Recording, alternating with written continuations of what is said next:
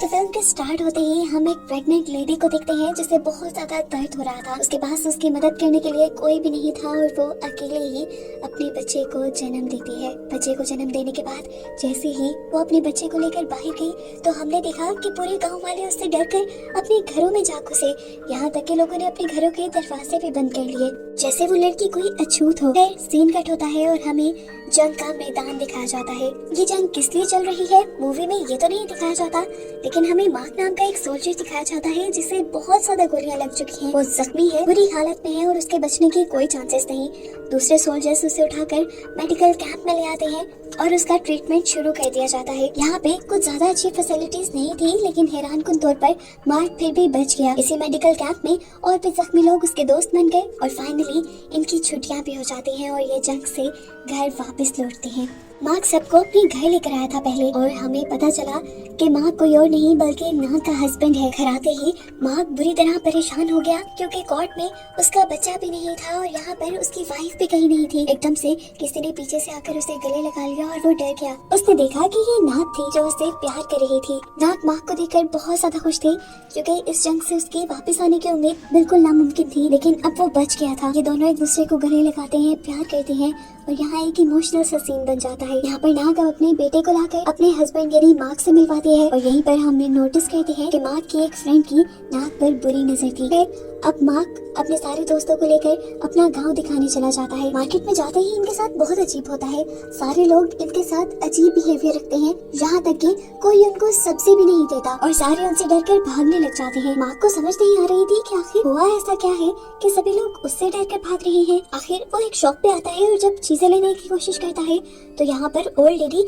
उसे डांटने लग जाती है और उससे पूछती है, तुम्हें अभी तक पता नहीं चला तुम किसके साथ रह रहे हो? तुम्हारी बीवी एक भूत है। तुम्हें अगर मेरी बातों पे यकीन नहीं तो टांगों के नीचे से उसे देखना। उस ओल्ड लेडी का बेटा आकर उसे खामोश करवा देता है और यहाँ मार्क के सभी फ्रेंड उसका मजाक उड़ाने लग जाते हैं, साथ ही साथ बाजार वालों का भी, क्योंकि उन्हें नहीं लग रहा था कि नाग एक भूत है। खैर अगला दिन हो जाता है। मार्क के दोस्त मार्क का घर रिपेयर करने लग जाते हैं और रिपेयर करते हुए उन्हें मार्क के घर के बाहर किसी की लाश दफन हुई दिखाई देती है जिसके हाथ में एक वेडिंग रिंग थी। ये देखकर वो बुरी तरह डर गया। इससे पहले कि वो अपने दोस्तों को ये सारी बातें बता देता, यहाँ पर बहुत सारी बीज उसे काट लेते हैं और उसे ये बताने से रोक देते हैं और इस पॉइंट पे हमें ऐसा ही लगता है कि जैसे किसी भूत ने ही उसे ये बताने से रोका हो और जानबूझकर इन बीज को उसको काटने को भेजा हो। अब उसका मुंह बेशक बंद हो चुका था, लेकिन वो लिख तो सकता था। वो लिखकर अपने दोस्तों को बताता है कि नाग सच में एक भूत है। उसने उसकी लाश को घर के बाहर दफन हुआ देखा है। ये सुनकर उसके बाकी दोस्त डर जाते हैं और फौरन अपना सामान पैक करके यहाँ से भागने की कोशिश करते हैं, लेकिन तभी उन्हें अपने दोस्त मार्क का ख्याल आता है। वो उसे एक भूत के पास छोड़कर नहीं जा सकते थे। वो प्लान करते हैं कि रात में वो मार्क को लेकर चुपके से यहाँ से चले जाएंगे। रात में जब वो मार्क के पास गए तो मार्क को उनकी बातों पे यकीन ही नहीं हुआ। इससे पहले कि वो अकेले ही यहाँ से चले जाते, एक लड़का आकर उनसे मदद मांगता है। ये वही लड़का था जिसे आज सुबह इन्होंने मार्केट में देखा था। वो बताता है कि मेरी मॉम ने ही आप लोगों को नाग के बारे में बताया था और अब मेरी मॉम मर चुकी है। मुझे उनकी फ्यूनरल के लिए आप लोगों से मदद चाहिए। ये लड़का रो रहा था और सबको बता रहा था कि मेरी मॉम के मर्डर नाग ने ही किया है क्योंकि उन्होंने नाग के बारे में तुम सबको जो बता दिया था। ये सुनकर वो लड़के भी डर गए कि अगर कहीं इन्होंने मार्क को सच्चाई बताई तो नाग उन्हें ना मार दे। खैर फ्यूनरल की तैयारी करने के बाद ये लोग वापस घर आ जाते हैं और मार्क को दोबारा लेकर यहाँ से जाने की कोशिश करते हैं, लेकिन इससे पहले कि वो लोग सच बताते यहाँ पर नाग आ गई। नाग ने आकर इन्हें कहा कि खाना तैयार है। मार्क भी इन्हें लेकर टेबल के ऊपर बैठ गया और सबसे कहा, देखो मेरी वाइफ ने कितनी अच्छी डिशेस बनाई हैं। हालांकि असल में वहाँ पर सूखे हुए पत्ते और कीड़े थे जो मार्क को नजर नहीं आ रहे थे। मार्क को ऐसा ही लग रहा था कि जैसे वो अच्छा खाना हो। ये लोग जैसे तैसे नाग से डरते हुए वो कीड़े मकोड़े खा जाते हैं। खाना खाने के बाद वो फौरन उसके घर से भागकर सामने वाले एक कमरे में जाकर रहने लग जाते हैं। उनको इस तरह भागता देखकर मार्क को थोड़ा अजीब लगता है और वो उनके पास जाकर पूछता है कि आखिर तुम लोग ऐसा बिहेव क्यों कर रहे हो? यहाँ पर उसके दोस्त उसे सच्चाई बता देते हैं कि तुम्हारी वाइफ नाग एक घोस्ट है, एक भूत है। वो मर चुकी है। हमने उसकी लाश को देखा था। शायद वो तुम्हें नुकसान पहुंचाना चाहती है। तुम्हें जल्दी ही हमारे साथ यहाँ से निकलना चाहिए। मार्क उनकी बातें सुनकर कहता है, अरे बेवकूफो, ऐसा कुछ नहीं है। नाग एक इंसान ही है। असल में जब मैं जंग पे गया था तो शॉप ओनर के बेटे ने नाग के साथ बदतमीजी करने की कोशिश की। जब नाग ने उसे मारकर भगा दिया तो उसने नाग को बदनाम कर दिया कि वो एक भूत है। ये कहकर वो वापस अपने घर आ जाता है।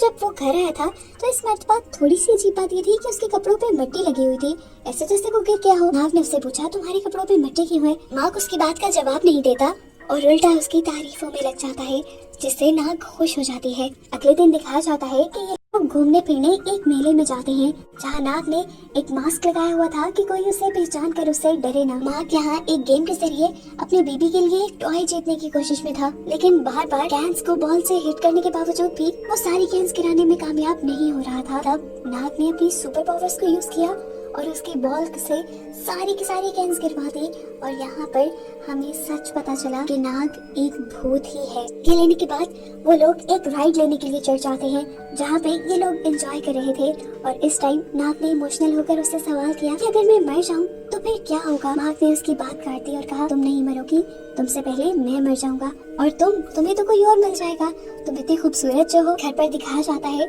कि माग के सारे दोस्त माग को किडनैप करने की प्लानिंग कर रहे थे ताकि वो उसे नाग से बचाकर यहाँ से ले जाएं। वो जैसे ही अब माग को किडनैप करने के लिए रात में माग के पास आते हैं तो माग उनका इरादा भांप लेता है और उनसे कहता है प्लीज ये स्टूपिड हरकतें बंद करो, नाग कोई भूत नहीं है, मैंने उसे अपनी टांगों के नीचे से देखा है, मुझे उसमें कोई भूत नहीं नजर आया। ये बातें कहने के बाद माग वहाँ से चला जाता है और ये लोग बातें करने लग जाते हैं। इनका एक दोस्त उससे कहता है क्या पता हमें जो लग रहा है हकीकत उससे उलट हो, क्या पता माग ही असल में भूत हो, क्योंकि देखो उसे कितनी सारी गोलियां लगी थी, ये कोई मुआवजा नहीं हो सकता। इस लड़के की बात इन सभी के माइंड में बैठ जाती है और ये लोग अब माग को भूत समझने लग जाते हैं और एक नया मिशन बना लेते हैं कि अब ये नाग को माग से बचाएंगे। अब माग का वो दोस्त जिसकी नाग पे पहले से ही बुरी नजर थी, वो तो बहुत ज्यादा खुश हो गया कि अगर माग मरा हुआ है तो उसकी वाइफ के साथ वो अब शादी कर सकता है। रात में अब ये लोग नाग के पास जाते हैं और किसी तरह उसे सच्चाई बताकर उसे और उसके बेटे को रात के अंधेरे में यहाँ से ले जाते हैं। वो असल में उसकी जान बचाकर उसे बोट में बिठाकर यहाँ से दूसरे शहर लेकर जाना चाह रहे थे।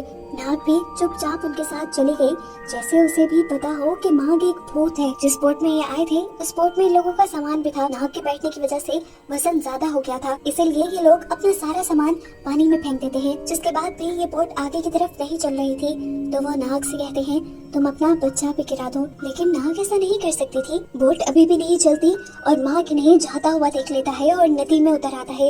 ये देखकर ये लोग हाथ से ही बोट को आगे करने की कोशिश करते हैं, लेकिन बोट अब नहीं चल रही थी। माग चिल्ला चिल्ला कर उन्हें बता रहा था अरे यार मैं भूत नहीं हूँ, किसने कह दिया तुम लोगों को कि मैं भूत हूँ? लेकिन ये लोग उसकी बात नहीं समझते और रोने लग जाते हैं।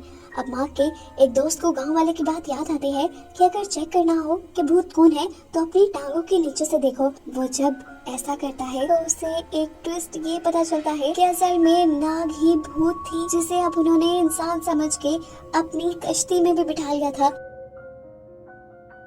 जैसे ही उसे नाग की हकीकत पता चलती है तो नाग भी उसके सामने अपनी सुपर पावर्स दिखाती है और अपना हाथ लंबा करके उसके कंधे को पकड़ लेती है। अब ये लोग जल्दी से बोट से उतर जाते हैं और नाग को लेकर एक टेंपल में चले जाते हैं। वो वहाँ जाकर मोंक को सारी कहानी सुनाते हैं कि किस तरह वो एक भूत के साथ रहकर आए हैं और वो भूत उनके पीछे पड़ चुकी है। मोंक उन्हें बचाने के लिए अपने गिर्द लाइट्स का एक घेरा बना लेते हैं और कुछ रिचुअल करते हुए इन लोगों को एक सिक्योर धागे में बांध देते हैं। इससे पहले कि मोंक अपना रिचुअल पूरा कर देते यहाँ पर नाग पहुंच जाती है और इस मर्तबा उसने अपना भेस नहीं बदला था, वो अपने भूतिया भेस में यहाँ आई थी। नाग को देखते ही माग इमोशंस में बहने लगा और उसके पास जाने की कोशिश करने लगा, जबकि उसके दोस्त उसे पकड़कर रोक रहे थे और उसके दोस्तों को ऐसा करते देखकर नाग को गुस्सा आ जाता है।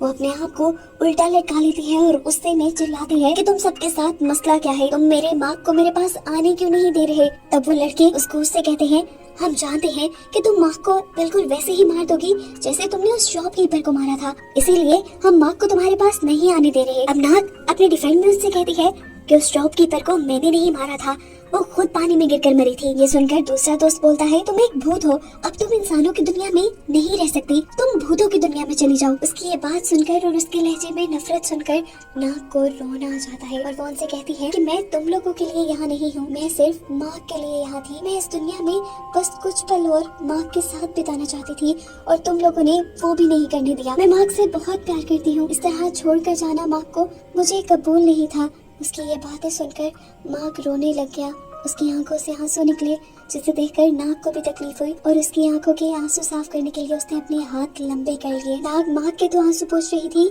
लेकिन खुद उसके आंसू टप टप गिर रहे थे और ये एक इमोशनल सीन था। अब नाग माँ के सामने खुद अपनी हकीकत बयान करती है और कहती है कि मैं असल में अपने बेटे को पैदा करने के बाद ही मर गई थी, लेकिन मैंने अपना भेष इसलिए छुपाया ताकि मैं तुम्हारे साथ रह लेती। मेरा तुम्हारा या किसी को नुकसान पहुंचाने का कोई इरादा नहीं था। अब तो तुम मेरी हकीकत जान गए हो, अब मैं चली जाऊंगी, लेकिन जाने से पहले तुम मुझसे एक वादा करो। मेरे जाने के बाद तुम मेरे लिए सुसाइड नहीं करोगे, अपनी जान नहीं लोगे, अपनी जिंदगी दोबारा से शुरू करोगे, किसी और पार्टनर से शादी करोगे और खुश रहने की कोशिश करोगे मेरे बगैर भी। उसकी बातें सुनकर अब नाग अपने आंसू साफ करता है और नाग से कहता है, तुम्हें क्या मैं पागल लगता हूँ? मुझे भी पहले ही दिन से पता चल गया था कि तुम मर चुकी हो। उस दिन जब इन लोगों ने मुझे बताया तो तब भी मुझे पता ही था कि तुम एक भूत हो, लेकिन मुझे ये नहीं पता था कि तुम्हारी लाश को कहाँ दफन किया गया है। इन लोगों ने जब मुझे तुम्हारी लाश का बताया तो मैं गले लगाकर उसे फूट फूट कर रोया, और फिर जब वापस तुम्हारे पास आया तो मेरे कपड़ों पे तुम्हारी कब्र की ही मिट्टी लगी हुई थी, जिसे फिर तुमने साफ किया। मैं तुम्हारे साथ इस तरह रहने के लिए भी तैयार हूँ नाग। ये कहने के बाद अब नाग उसके पास चला आता है और उसे गले लगा लेता है। इन दोनों को एक साथ जुड़ा देखकर नाग के दोस्त भी बहुत ज्यादा इमोशनल हो जाते हैं और अब ये लोग फैसला करते हैं कि नाग हमेशा माँ के साथ ही रहेगी। कहानी के पोस्ट क्रेडिट सीन में दिखाया जाता है कि इन लोगों ने गांव में एक मॉन्स्टर हाउस बना लिया था, जहाँ पर ये सब लोगों को भूतिया शो दिखाते थे, क्योंकि इनके पास एक असल भूत था। और बस इन सबको एक साथ खुश दिखाते हुए ये कहानी यहाँ खत्म हो जाती है। प्लीज़ मेरे इस चैनल को सब्सक्राइब करें और मज़ीद ऐसी मूवीज़ के लिए मेरी वीडियो को लाइक करें और कमेंट करें।